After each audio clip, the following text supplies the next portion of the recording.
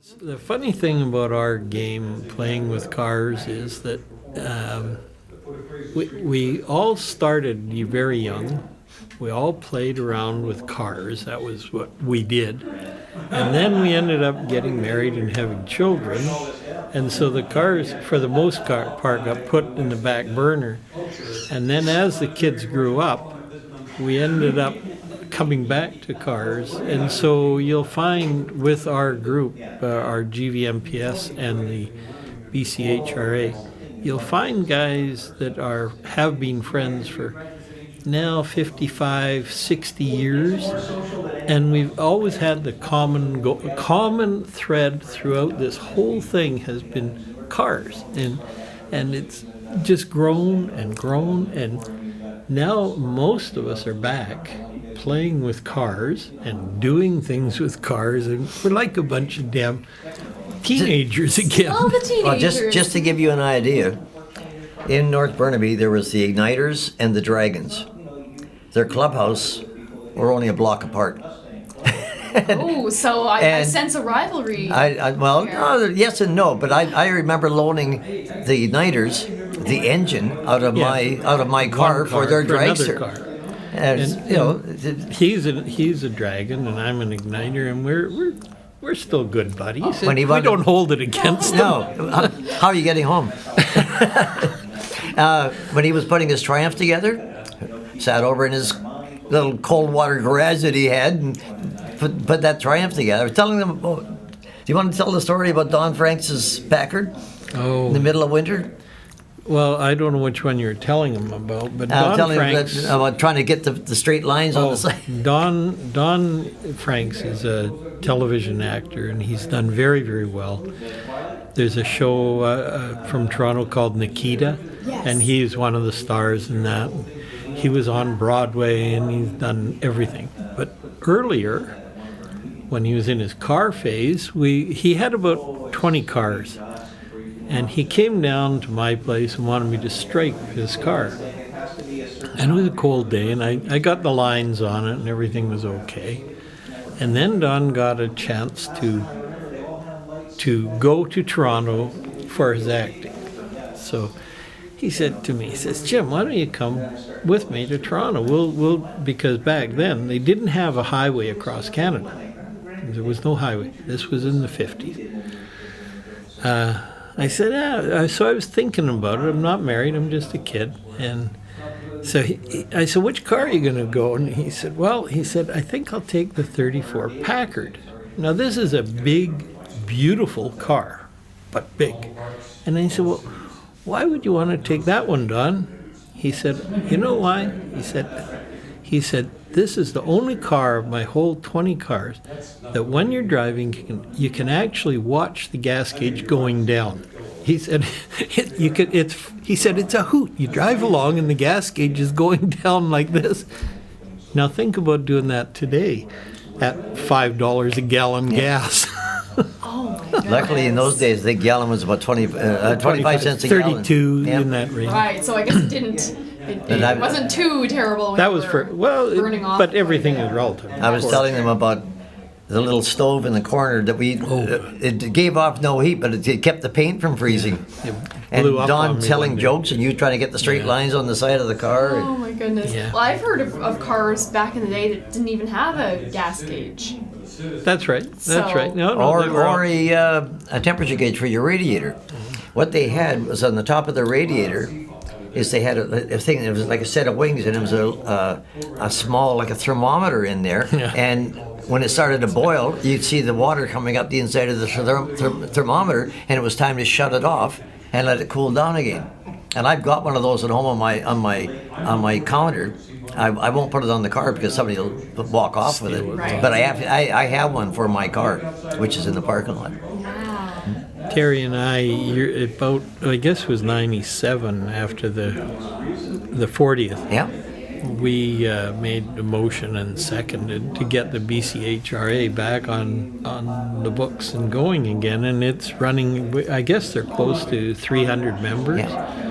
They meet every first Tuesday of every month out in Walnut Grove. It's a very active group, and a lot of snow on the hills out that way when they meet. Yeah. But it's a good hot rodding for me has been a really good camaraderie, I guess. I didn't know that then, but I do know it now. Not only the fact that hot rodding was so generous to Jim and myself, there was another facet that came from that was motorcycles.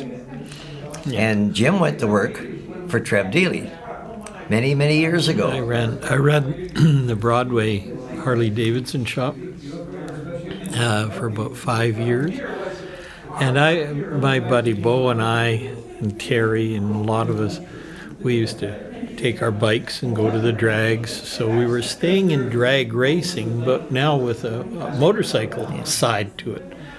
And back in the day that we were doing this, our friends would think that Terry and I and Bo were crazy because we rode motorcycles. The funny thing is, almost every one of those people today is a motorcycle. You know, Jerry Abrams, all Yep. those guys. But Uncle Chuck, he said you're digressing. You've gone from 4 wheels to 2.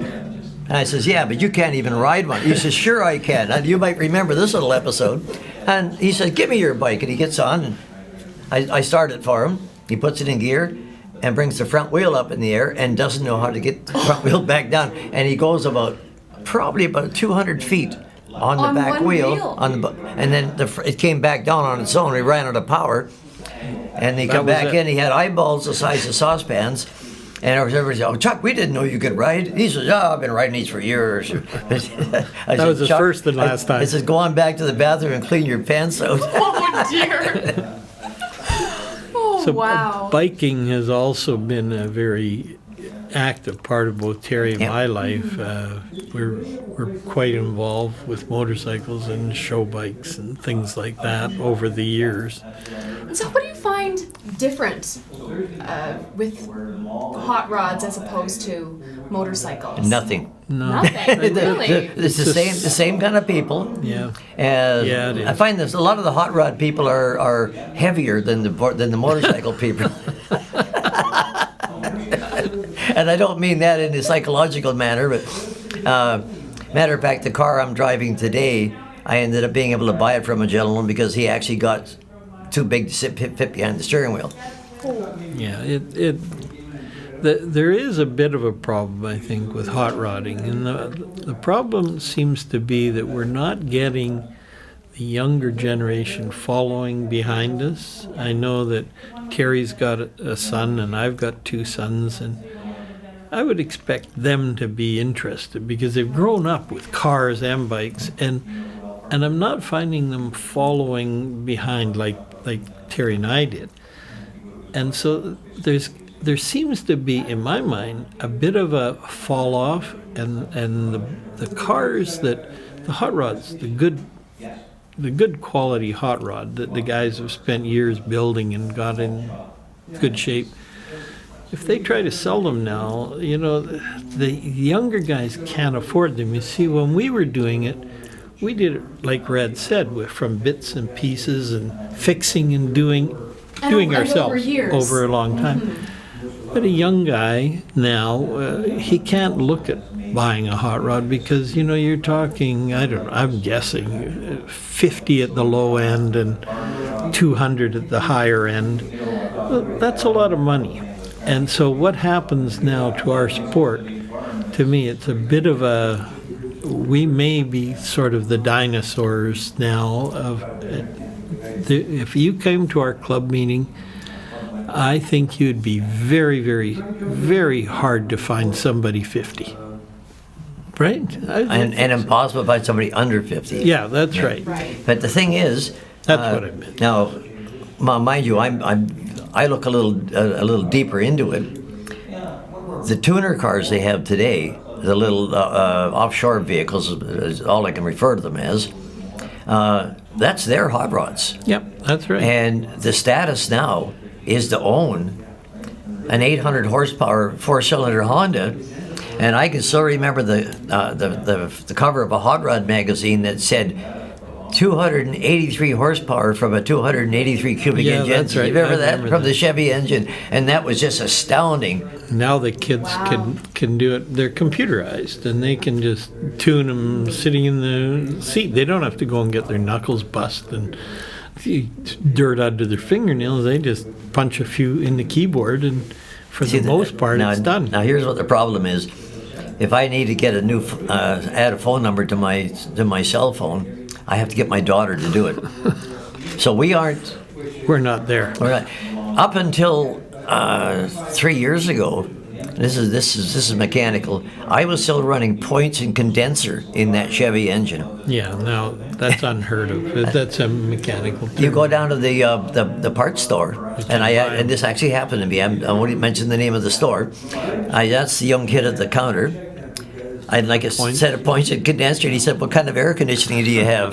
Because he thought the condenser was for air conditioning. He didn't have any idea what I was talking about. So I think what we're saying is that our era, with Red and Terry and I and all the guys, that era, it's really changed. It's a major paradigm that's happened. In terms of the technology. Yes, and in the days that we played with cars, everybody went from garage to garage. Like somebody would be a good mechanic, and somebody would be a good welder, and somebody would, so you'd know where to go, and it was backyard stuff, and it would get done. Now, first of all, nowadays, it's hard to even find a guy's garage that somebody works in his garage where he'll have room to put you in, because the cost of land and the neighborhoods and the rules and regulations, it's all changing, not for the worse, not for the better. It's just changing, that's all. And life happens. So My car that's in the parking lot now is about 95% built, home built in the garage. It wasn't done in major shops or anything. The only thing that was actually done in a major shop was the actual spraying of the paint. yeah. And all the rest was done by hand. I had a friend that can do wiring. I had another friend that knows how to plumb brakes. They all pitched in. Everybody pitched in and helped. And that's how it works. Yeah, that does seem like like you say, a real paradigm shift. It is. Because thinking of people I know, I think I'd be hard pressed to find anyone who would actually know how to work on an engine or really do those It's a hands-on changing. types of It's a changing, work. changing environment, and I think that I don't like to say it, but I think that our hot rodding era is slowly grinding down and coming down and down and down. And the guys, I had a talk with one of the guys, and he was saying he was going to sell his car, and he was offered a nice piece of money for it. I won't say how much, but a good piece. And he decided to keep it. He sold it a year later for $30,000 less because the purchasers are falling away. And, and he has 5 cars. So he told me that he was going to start selling his cars. He said, "I hope I'm wrong, but I don't know what I'm going to do with them." He didn't have kids to leave them to. And nowadays, if I left one of my cars to one of my kids, God knows what would happen. Well, my daughter, Yeah, but Vicky is different. Yeah. She'd love it. yeah, oh, see, my daughter's 21, and she doesn't want a driver's license yet because she doesn't feel she's mature enough. But when she does, I'm gonna have to hide the keys to the red one. The Impala can sit there till heck freezes over. She wants the red one. Yeah. Really? Well, then I guess there are young people who are There is still Yeah. still But there's a interested. difference, you see. That one's already built and running and there. Now, would she go out and build one? Maybe Vicky would, but not many people would, Vicky probably would. But it's a pricey game. It is a very pricey But sport. when it comes down to vacations, Chelsea goes with me in the That's hot his rod. other daughter. Yeah, goes with me in the hot rod, and I have to arrange a ride in somebody else's car for my wife to go. Does she not like? Oh, my riding? wife loves it, but Chelsea's that's my seat right there. Oh. And you could ride with Bobby or somebody else. And she's actually easy to get along with, so it works out. Yeah, she's a good passenger. Wow. Well, it sounds like at least you have a couple of daughters there who are very interested in following in your footsteps. It's an amazing thing. Yep, my son Michael, who's 55 years old, doesn't have a driver's license and could care less if he ever gets one. Bus pass. Back in the day when I was doing the striping, what used to happen, and this is again something that I don't think you'd find happening now. I was a kid still living at home and pinstriping like that, and we would load up the race bike, our drag bike, and I'd have my little paint box, and my buddy and I would go down to the drags, and when I walked in and we'd go through tech with the motorbike, the announcer would generally say, "James is in the pits," meaning me. So before long, there'd be a lineup of cars waiting for me to stripe them. So I would stripe the cars, and I'd get a little bit of money, not very much in those days. But if we did okay at the track and didn't blow the motor, we'd go on to the next car show, and it's usually south. So I would leave the house, and my parents would think I'm going down to the drags for the day, and sometimes I wouldn't come home for 3 weeks because I'd just go from track or car show or whatever all the way down and then work our way back. I remember ending up in Boise, Idaho. Wow. That's Imagine having a hobby that would take you so far. It was great. Meeting all kinds of people. It was great. But the one thing that you never did was you never planned. No, it just happened. You couldn't plan our younger days. You couldn't do it. No, it just happened. That's our life, and not just Terry's and mine, but all of us. Our life just happened, and it happened. We were very fortunate to be born at a time that we were able to play and do and have such a great sport. I mean, such a great sport. I had a friend of mine who took him to a guy's shop for a Christmas party. When I walked in, everybody went, "Hey, James is here." And these are all a bunch of old gray hair. And there's maybe 150 guys there. When we drove home, my friend said, "God, are you lucky?" And I said, "Why?" And he said, "Well, I played hockey. I played junior hockey, and I traveled around. But in hockey," he said, "the guys move on." He said, "Here, in your sport, the guys are all around, and there's a common bond always. You can talk to a guy about tires and tire size and what should he use, or the color of his paint, or the size of his engine. It never ends. It just keeps going. And whereas with hockey, you play until you're whatever age, and then you stop. And that's it. Everyone It's goes gone. their separate Yeah, ways. it's gone. But- So we were very, Terry and I and Red, and all the guys, we were very lucky to have come through that era. Now my grandson drives a car, but his insurance is $3,000 a year. And then gas is $1.50 a liter almost, and and you start adding this up. And how does a kid do it? I mean, I don't know. There's two segments of society that I see. I see those that are growing up, which is the term that I never use, and they have those that refer to the days as their formative years, and ours are still forming. Here we are. We're both sitting in our upper 70s, and we still really don't know what we want to do. We're just having too damn much fun. He gets a 48 Chrysler with a flat battery, and I have a 30 Ford with a set of jumper cables. And we go away on a long weekend together. We travel. Oh, that sounds like so much fun. And that was only a couple of years ago. My wife loved it. She just loved it. But he couldn't go anywhere without me. Yeah, I had a crummy battery. But we went right down to Puyallup, Washington, and we had a wine and cheese party at the motel. We went out for barbecue, and it's like your formative years Keep on keep forming. going. Yeah. Yes. We had a good time. We've had a good time. It's not finished yet. We're just kind of, I figure I'm about halfway.